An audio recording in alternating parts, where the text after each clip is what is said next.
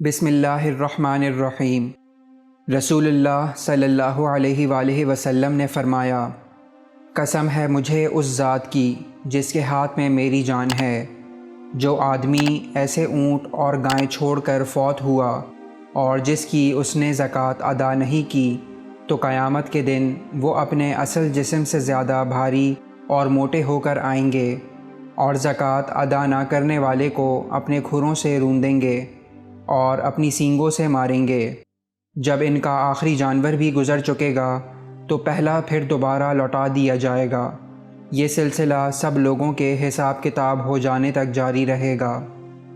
اللہ تعالیٰ سے دعا ہے کہ اللہ تعالیٰ ہم سب کو قرآن و سنت پر صحیح معنوں میں عمل کرنے کی توفیق عطا فرمائے۔